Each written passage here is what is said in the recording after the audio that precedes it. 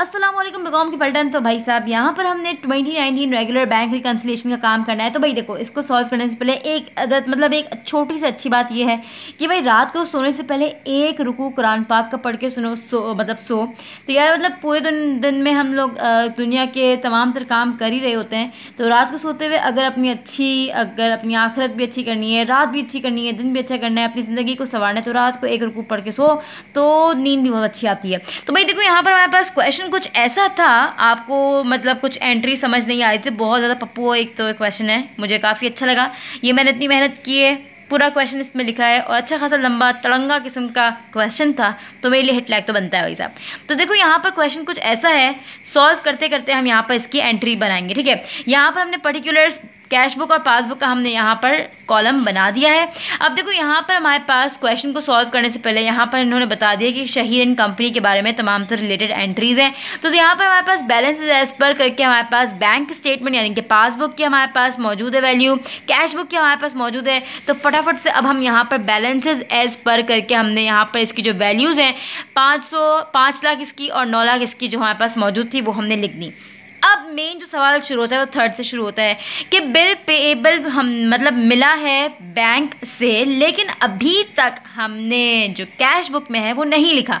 तो bill payable, accounts payable, notes payable, ये तमाम तर लेस होता है कैश बुक। तो ये 10,000 है वो लेस होंगे कैश बुक। और यार मैं इसके अलावा और भी बहुत सी क्या चीज़ें लेस होती हैं, क्या चीज़ें ऐड होती हैं कैश बुक और पासबुक, उसकी एक मतलब वीडियो बनाई हुई है, वो तुम लोग देख लो, डिस्क्रिप्शन में मिल जाएगी। ठीक है, मतलब हर वीडियो में यही मैं बोल रही होती हूँ, तो वो आसान हो जाएगा तुम लोग के लिए। ठीक है, अब देखो प्रोमिसरी नोट पेड हुए हैं बाय द बैंक। अब यहाँ पर नोट पेड मतलब भी यहाँ पर होता है मतलब अकाउंट्स पेएबल का। ठीक है, बाय द बैंक अभी तक लेकिन हमने कैश बुक में नहीं लिखे। लाख रुपए के प्रोमिसरी नोट पेड हैं, जिसमें से लाख रुपए के अंदर में ही 10,000 रुपये जो है वो इंटरेस्ट एक्सपेंस है, यानी कि 10,000 लाख रुपए में से 10,000 रुपये हो गए इंटरेस्ट एक्सपेंस। तो यानी 90,000 जो है वो प्रोमिसरी नोट पेड है यानी नोट्स पेएबल है, और हमारे पास 10,000 जो है वो इंटरेस्ट एक्सपेंस है।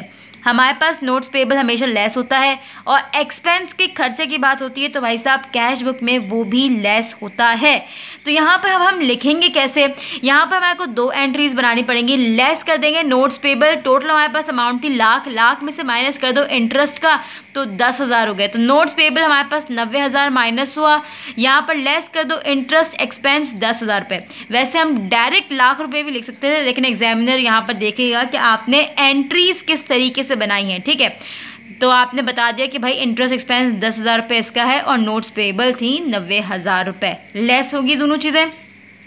अब हमारे पास मौजूद है बैंक ने रिसीव्ड किया है डायरेक्ट ट्रांसफ़र ऑफ 1,32,000 रुपये फ्रॉम अ कस्टमर उस्मान।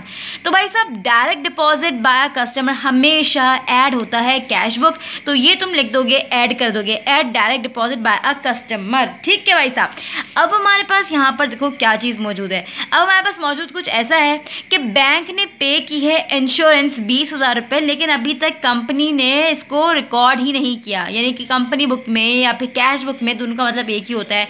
तो भाई इंश्योरेंस वाली जो बात होती है वो भी एक एक्सपेंस, ये खर्चा ही है, तो यहाँ पर इसको भी हमेशा लेस करते हैं कैश बुक। ठीक है, इंश्योरेंस लेस कर दिया। अब हमने देखो अब हमारे पास क्या चीज़ मौजूद है, ये हमारे पास हो गया बैंक ने पे किया। अच्छा बैंक ने पे किया, ये तो हमारे पास 6 हो गया ना। अब हमारे पास 7th में क्या है, अनक्लियर्ड चेक।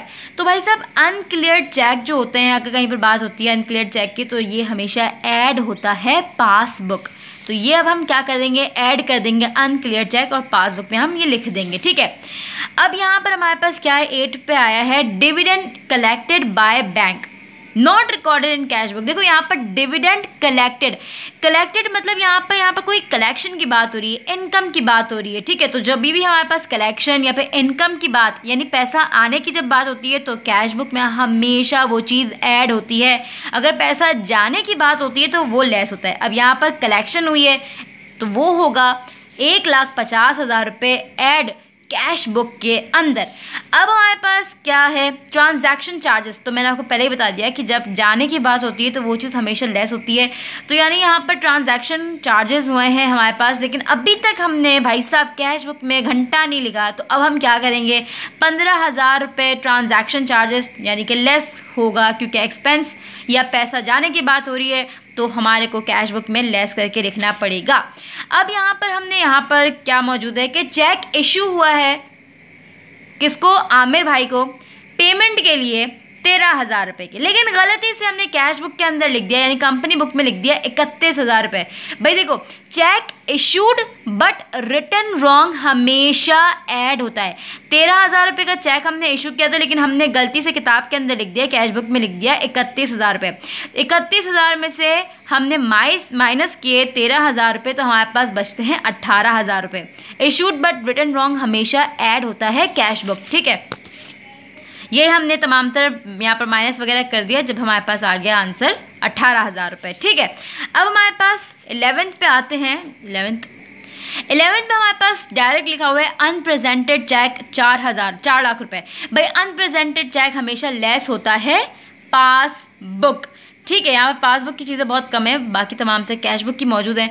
कैश हम रेंट अर्न हुआ है 30,000 रुपये, लेकिन अभी तक हमने was collected and credited by bank, मतलब बैंक ने अपने तमाम तरह काम कर दिए, लेकिन कैश बुक में हमने लिखा नहीं। यहाँ पर रेंट अर्नड हुआ है, यानी कि रेंट मिला है 30,000 रुपये, यानी कि पैसा आया है। तो पैसा जब आता है तो बच्चा हम क्या करते हैं, कैश बुक में ऐड करते हैं।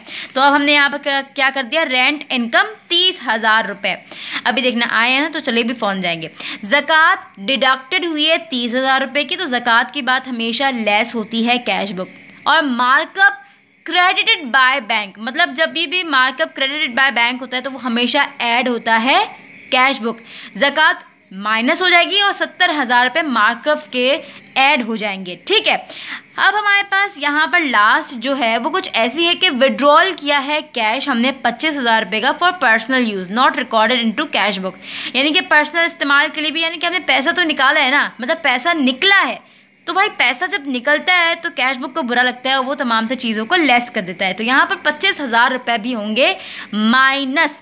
तो जब हमने टोटल किया तो टोटल में हमारे पास जो आंसर आ रहा है, इन तमाम तरह वैल्यूज़ को जब हमने ऐड किया तो हमारे पास 7 लाख रुपए, दोनों के आंसर्स हमारे पास हमेशा इक्वल आने चाहिए। तो 7 लाख रुपए हमारे पास आंसर निकला है। अब ये देखो, हम बनाएंगे एडजस्टिंग एंट्रीज, क्योंकि हमारे पास दोनों जो रिक्वायरमेंट हमने पढ़ी नहीं, रिक्वायरमेंट में हमारे पास यही जो हमारे को बनाना होता है, हमने इसमें क्या चीज़ें ऐड होती हैं, क्या चीज़ लेस होती है, वो हमारे को निकालना था। और यहाँ पर हमारे को एडजस्टिंग एंट्रीज बनानी है जर्नल में। तो भाई कैश बुक का जो बैलेंस एज पर है उसको छोड़ करके बाकी तमाम तर वैल्यू की बनती है, टोटल को भी छोड़ दो, बाकी तमाम तर वैल्यू की बनती है, क्या बनती है, एडजस्टिंग एंट्री।